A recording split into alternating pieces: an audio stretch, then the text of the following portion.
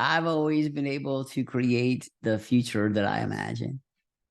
And I've been creating the future I imagine since I was a kid. And sometimes people ask me, people that know me in this way, ask me like things like it's been asked different ways, but you always seem to, say something and then like years later it happens, or you always seem to be able to like, manifest, as they say, they manifest like this future you imagine. And people ask me questions like what affirmations I say, or like what are my daily practices, or like what things, am I doing like on a daily basis, and to help me create this future that I imagine. Because I'll say something like I'm going to do in 10 years and then I do it, or it happens. And it's because I have a framework for creating a future. I don't have things that I say in front of the mirror every day to try to improve the chances of success, affirmations. I don't think they're bad. I think they're good. I just don't say them. And I don't have like rituals or things that I do to try to improve, wishes from coming true and things. But I use a framework, and it's called the long game framework. And the long game framework is something I'm going to be explaining in this project in around, I think it's 2027. I'm going to do it in 2027. And I'm going to convert this framework into software. And the software, this process enables me to organize the models in my mind in a sequential way, and in a way that improves learning. And doing it this way creates cross-functionally connected opportunities for things to work. And I'll explain that. I'm going to go through the different components of it. This is going to be used later, in software for other people to be able to enter, their ideas. And what will happen is this software will spit out a project plan with dates and milestones and dollar costs and time. And then the person would then just track their progress and their learning and the proof that it worked.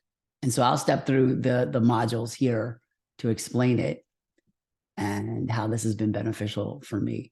And I learned this by paying attention in my life to things that worked and things that didn't, and looking at people that were able to create the future and trying to model how they did it.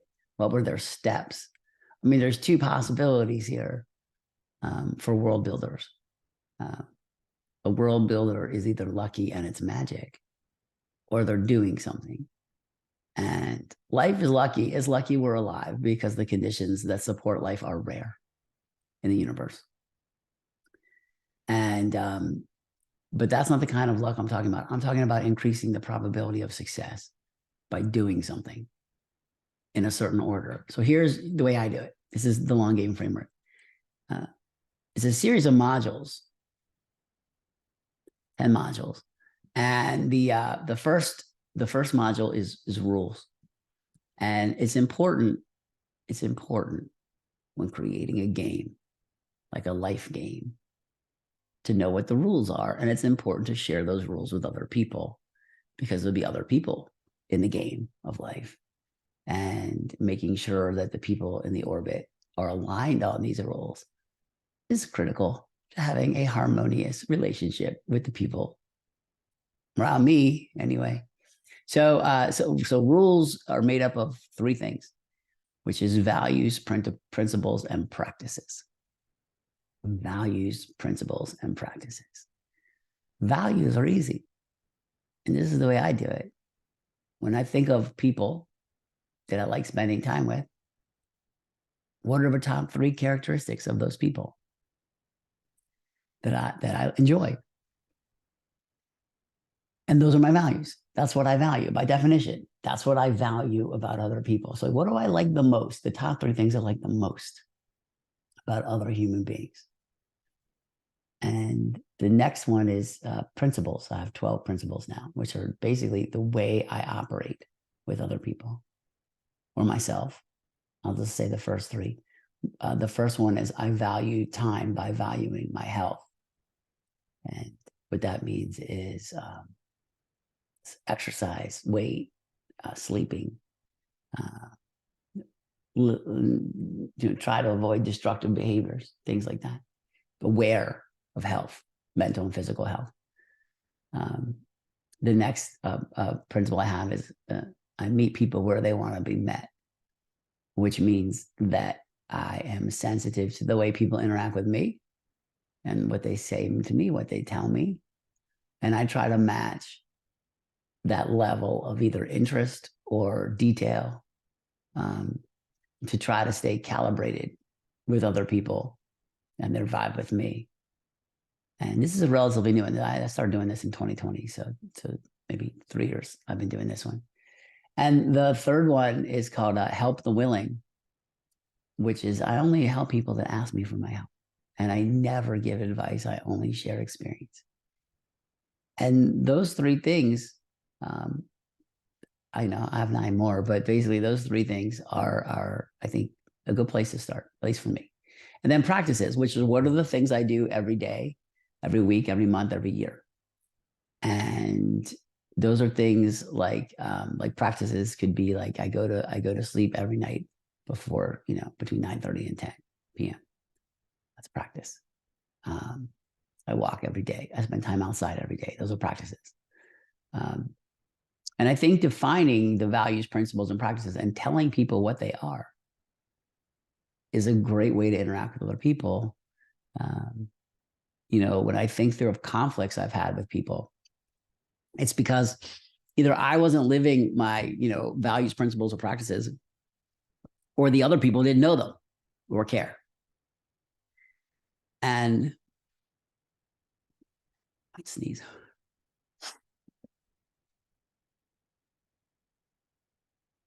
We'll edit this part out.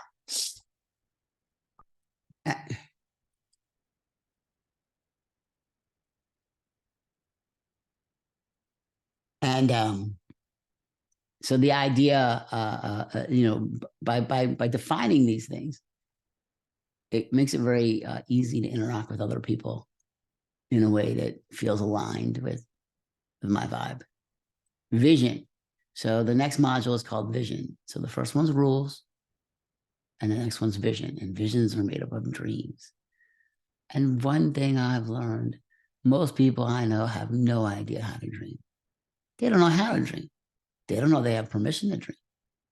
They don't know you can imagine anything you want to imagine. Anything. You have permission to imagine anything. You also have permission to make anything, as long as it's within the rules of like the legal system. But the number of things, let me say, that are possible to imagine is infinity. And the number of things that is possible to create is not infinity, but it's a lot. And often, this is a fascinating thing about people asking people what do you what do you want to do? Doing such the worst way to ask somebody this question.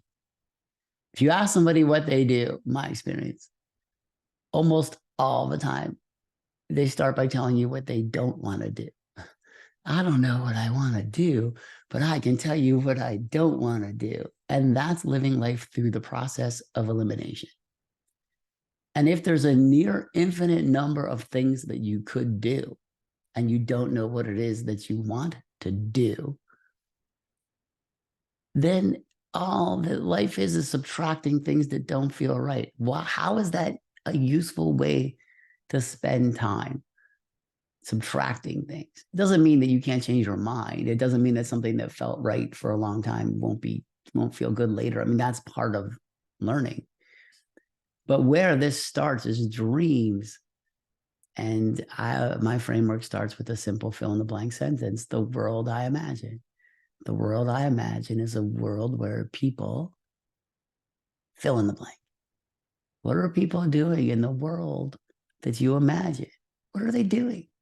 Are they, I don't know what they're doing. In the world I imagine, the world I imagine is a world where people live in harmony with the rest of nature. That's the world I imagine. And all this stuff I'm doing here is to create that world. And I think having a dream is good. Sharing a dream is even better. Because then when people hear the dream, two things happen at least. One, they might be inspired to share their dream, and that's good. And two, they might help. Maybe they imagine the same world or a component of the world. See, if I say the world I imagine is a world where people live in harmony with the rest of nature, then that's like a kind of like, I don't know, philosophical thing. But for the right person, like a yoga person or like a meditation person or a person that likes to like cook like natural foods from their surroundings, they'll get what I mean. Those things are all components of what I'm saying. And so having a dream is important, and sharing the dream is important too. Next is outcomes. And the question is to define 3 to 5 outcomes of this vision. What are the outcomes? What are things that will come out of this vision? Which good things will happen? And for me, some outcomes, at least of one of the parts of it, is that people will learn about business. People will learn skills. People will be part of a community, and habitat will be created. And those are outcomes of some of the things that I'm doing. And then the next part of the outcomes is, what are the goals of those outcomes? And a goal is a thing that can be measured by a certain date. So, for example, in the example I just gave, I'm going to create 10,000 beekeepers by the year 2030 through this. And in doing so, those 4 things that I mentioned will occur. So that's a series of goals. The next module is strategy, and that defines relationships. And that is defined by the structure of the Dome of Dreams, geodesic structure, which is also, I talked about earlier in this series. And everything in my mind is organized in a coordinate system, or can be organized in a coordinate system that's based on this geodesic structure. And the reason this is better than like a list is that the things are cross-functionally connected. And what that means is that if you have a list, like a sequential list of things that has to happen, when something doesn't happen, you can't make it to the next step, especially, well, for things that have dependencies, which in life is most things. So by designing a series of steps that are cross-functionally connected based on the structure of how everything connects in my mind, that covers 3 sides of creating value for the world, which is business, creating value for yourself, which is about learning and self-awareness, and creating value for a tribe, which is around communities, how communities are designed around different things. Knowing how those things connect together, and then doing little projects to move information around between the components of the structure, and using the relationships between things to maximize the chances of success, improves the outcomes. And so if it's possible to know the rules, have a vision, know the outcome of the vision, and organize a strategy based on these relationships, it just improves the chances of success. Next is people. Now that a strategy has been defined, who are the people that are necessary to execute each component in the strategy? Now, if a specific person is known, like their name, that can be added. Or if a type of person is known, that can be added. You can add the name later. So like if you need a marketing person who does branding of eco projects, I don't know anyone that does that, but somebody does. So I could add the kind of person to this model without knowing their name. And that helps me find them later. And when people see the model, they think, oh, I'm a marketing person that has this particular skill with branding eco projects. I should give Mark a call. or send him an email. So after the people are defined, the next step is to make a plan. And all a plan is taking the elements on the Dome of Dreams and putting them on a sequential time order. So there are some rules with this that I've observed. When I create the future using the long game framework, there are things called, this is the order, campaigns, strategies, tactics, and maneuvers. And a campaign is like Project Honeylight. Strategy is what's defined on the Dome of Dreams, which is a whole bunch of series of things. A tactic is like a project that I'm doing that's going to launch a story. And then maneuvers are like last minute adjustments to things, because often, things in real life happen at different speeds than I imagine. And so I have to adjust downstream things based on the timing of events. And the plan simply organizes those things in a way, in this cross-functionally connected way, to maximize the chances of success. And there's a rule, the main rule is you can't cross storylines out of order. So for a particular story, I might have a story like Honey is Money is a story about bees and living in harmony with the rest of nature. And I can have a series of tactics connected to that story. And those tactics can occur in any order. I put them in the order that I think they should be in. But sometimes the order changes. That's fine. But what can't happen is you can't jump a storyline and use a tactic that's downstream for a story that hasn't been told yet. And I've done that twice so far on this project. And it was a complete waste of money and time because it wasn't ready. And I did it. I have this rule. Sometimes I break the rules just to see. And so far, by breaking this rule, it has just wasted a ton of money. And so lesson learned. The next module is called Progress. And progress maps the trajectory. I talked earlier in this series about momentum. Just a few videos ago, there's some big businesses have momentum because money's energy. So momentum's conserved. And things that have a trajectory, have a position and a direction they're going in and a speed, and they're carrying energy with them in the form of momentum. Like a ball going through the air is carrying momentum with it, along a path. And that's called a trajectory. And knowing the trajectory of ideas is important because when you're creating the future, you're intercepting the future where it's going to be later.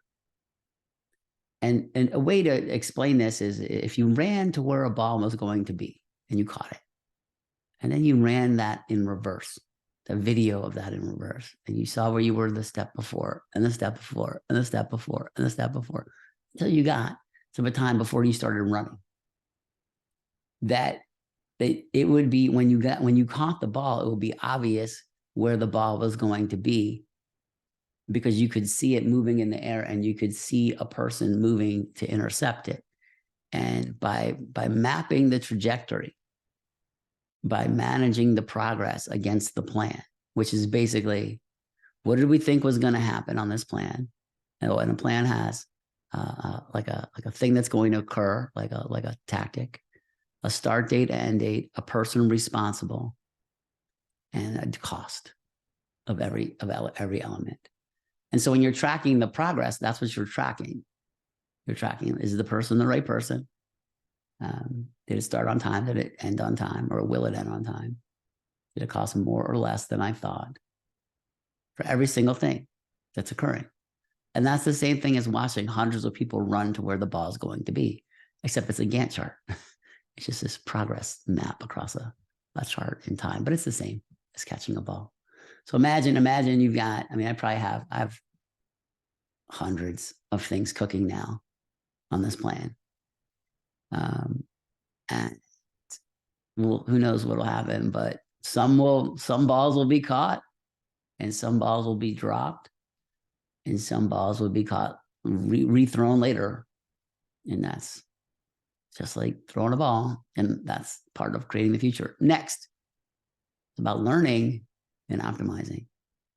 So this is something that I've observed about people, about learning, is most people learn through trial and error, which means they think something they want, they try it, and either it works or it doesn't.